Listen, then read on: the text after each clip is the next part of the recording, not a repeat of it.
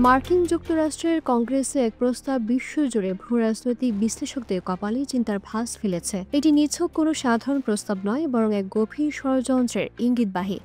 আলোচনার কেন্দ্রে এসেছে মিয়ানমারের আরাকান রাজ্যকে বাংলাদেশের সঙ্গে সংযুক্ত করার এক বিস্ফোরক দাবি।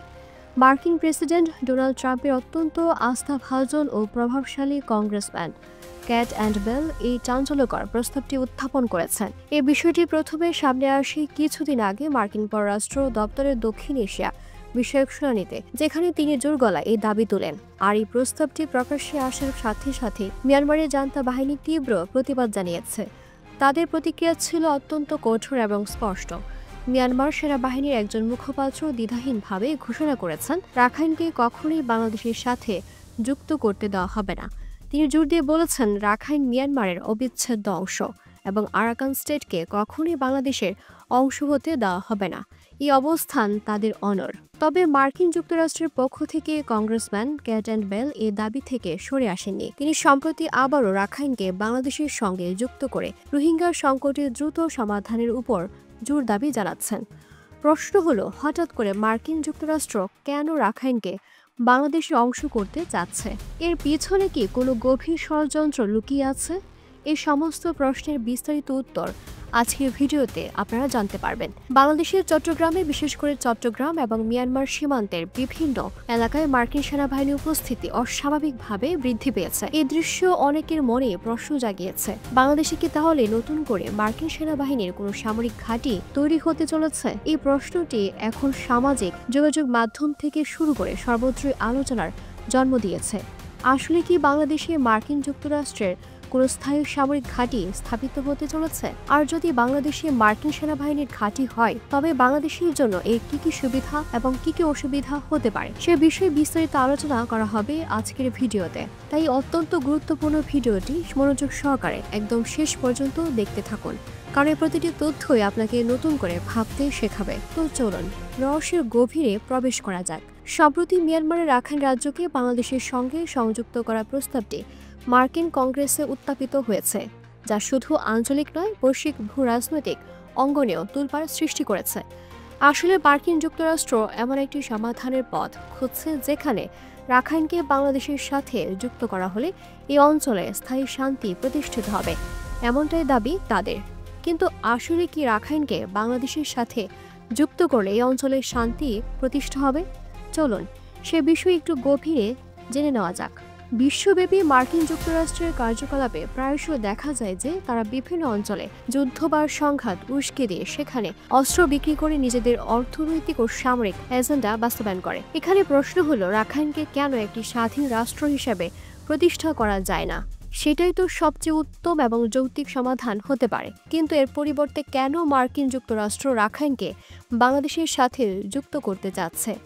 আসলে এর পেছনে এক গভীর এবং সুদৃঢ় প্রসারী ষড়যন্ত্র লুকিয়ে আছে, যা বাংলাদেশের জন্য বড় ধরনের বিপদ ডেকে আনতে পারে। ইতিমধ্যেই বাংলাদেশের ভূখণ্ডে প্রায় 15 লক্ষাধিক রোহিঙ্গা শরণার্থী আশ্রয় নিয়েছে। এই রোহিঙ্গা জনগোষ্ঠী এখন বাংলাদেশের জন্য একটি বিশাল বোঝা, অনেকটা বিষ ফোঁড়ার মতো। এই বিশাল সংখ্যক রোহিঙ্গাদের কোনোভাবে মিয়ানমারে ফেরত পাঠানো সম্ভব হচ্ছে না। রোহিঙ্গা ইস্যুটি নিয়ে বাংলাদেশ বর্তমানে এক ভয়াবহ মানবিক ও অর্থনৈতিক সংকটে ভুগছে। অপরদিকে যদি আমরা রাখাইন স্টেট বা আরাকান স্টেটের বর্তমান পরিস্থিতির দিকে নজর দিই, তাহলে দেখা যাবে মিয়ানমারের সেই রাজ্যে এখনও ভয়াবহ যুদ্ধ অবস্থা বিরাজ করছে। বিশেষ করে আরাকান আর্মির সাথে মিয়ানমারের জান্তা বাহিনীর ব্যাপক সংঘাত চলছে। এখনও পর্যন্ত মিয়ানমারের জান্তা বাহিনী রাখাইন স্টেটের পুরোপুরি দখল নিতে পারেনি, বরং রাখাইন স্টেট অনেকাংশে আরাকান আর্মির নিয়ন্ত্রণে রয়েছে। অর্থাৎ বর্তমানে রাখাইন স্টেট পুরোপুরি যুদ্ধ বিধ্বস্ত অবস্থায় রয়েছে, যেখানে প্রতিদিন সংঘাত লেগেই আছে। অন্যদিকে বাংলাদেশ একটি অর্থনৈতিকভাবে ক্রমবর্ধমান এবং স্থিতিশীল দেশ। এ দেশে বর্তমানে কোনো রকম যুদ্ধের আঁচ নেই, বরং শান্তি ও অর্থনৈতিক উন্নয়ন বিরাজ করছে। আর এখানেই মার্কিন যুক্তরাষ্ট্রের সমস্যা শুরু হচ্ছে। আপনারা হয়তো জানেন যে ডক্টর মোহাম্মদ ইউনূস ক্ষমতায় আসার পর থেকে মার্কিন যুক্তরাষ্ট্রের সাথে বাংলাদেশের সম্পর্কে অনেক উন্নতি হয়েছে, যা কূটনৈতিক মহলে বেশ আলোচনায় এসেছে। এবং মার্কিন যুক্তরাষ্ট্র চাইছে বাংলাদেশ যেন তাদের দেশ থেকে সামরিক অস্ত্রশস্ত্র ক্রয় করে। যা তাদের অস্ত্র ব্যবসার জন্য একটি নতুন বাজার উন্মুক্ত করবে। এছাড়াও বাংলাদেশের ভেতরে যেন মার্কিনীদের একটি স্থায়ী সেনা ঘাঁটি করতে দেওয়া হয়, সে বিষয়ে তারা বাংলাদেশকে বেশ কয়েকবার প্রস্তাব দিয়েছে। তাদের চাওয়া বাংলাদেশে আমেরিকার একটি সামরিক ঘাঁটি স্থাপিত হোক, কিন্তু পূর্ববর্তী শেখ হাসিনার সরকার বারবার স্পষ্টভাবে জানিয়ে দিয়েছিল যে বাংলাদেশ কখনোই তার ভূখণ্ড আমেরিকাকে কোনো সামরিক ঘাঁটি স্থাপনের জন্য দেবে না। এটি ছিল তাদের একটি দৃঢ় নীতিগত অবস্থান। বর্তমানে বাংলাদেশের ক্ষমতায় রয়েছে ডক্টর মোহাম্মদ ইউনূসের সরকার। ডক্টর মোহাম্মদ ইউনূস নিজেও এখন পর্যন্ত বাংলাদেশের অভ্যন্তরে মার্কিনীদের কোনো সামরিক ঘাঁটি করতে দেওয়ার পক্ষে নন। আসলে বর্তমানে রোহিঙ্গা ইস্যু এবং আরাকান স্টেটের যুদ্ধ পরিস্থিতিকে পুঁজি করে মার্কিন যুক্তরাষ্ট্র বাংলাদেশকে এক নতুন ঝামেলায় জড়াতে যাচ্ছে। এবার তারা বাংলাদেশকে সরাসরি যুদ্ধে জড়িত করতে চায়, যেন বাংলাদেশ মিয়ানমারের বিরুদ্ধে এক নতুন সংঘাতে লিপ্ত হয়। আর এই কারণে তারা তাদের কংগ্রেসে এই বিষয়টি বারবার উপস্থাপন করছে যে রাখাইনকে যেন বাংলাদেশের সাথে যুক্ত করা হয়। এতে করে বাংলাদেশ ও মিয়ানমারের মধ্যে এক ভয়াবহ যুদ্ধ সংঘটিত হবে, আর এই যুদ্ধের সুযোগে মার্কিন যুক্তরাষ্ট্র নিজেদের ফায়দা লুটে নেবে। সেই সুযোগে তারা বাংলাদেশের কাছে বিলিয়ন বিলিয়ন ডলারের সামরিক অস্ত্রশস্ত্র বিক্রি করবে, যা তাদের সামরিক শিল্পকে আরও চাঙ্গা করবে। আসলে মার্কিন যুক্তরাষ্ট্র যাদের বন্ধু হয় তাদের আর শত্রুর প্রয়োজন হয় না। এই বাক্যটি তাদের ভূ রাজনৈতিক কৌশলের একটি অন্তর্নিহিত সত্যকে তুলে ধরে, অর্থাৎ বাংলাদেশের ভেতরে মার্কিন সামরিক ঘাঁটি করতে দেওয়া অথবা রাখাইনকে বাংলাদেশের সাথে যুক্ত করতে দেওয়া, এগুলো মূলত মার্কিন যুক্তরাষ্ট্রের এক কৌশলগত জোট।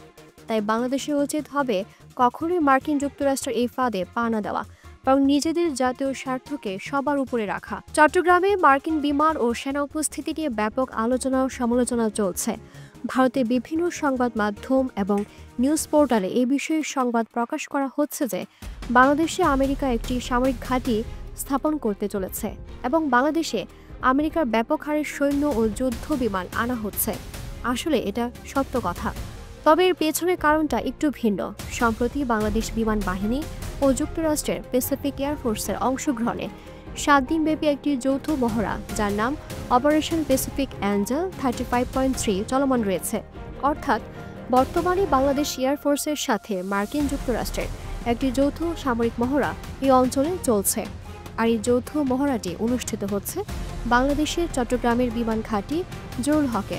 এই মধ্যে চট্টগ্রামের শাহ আমানত বিমানবন্দরে যুক্তরাষ্ট্রের বিমান বাহিনীর কয়েকটি সামরিক বিমান ও বেশ কিছু সামরিক সদস্যের যাতায়াতকে ঘিরে সামাজিক যোগাযোগ মাধ্যমে তুমুল আলোচনা চলছে।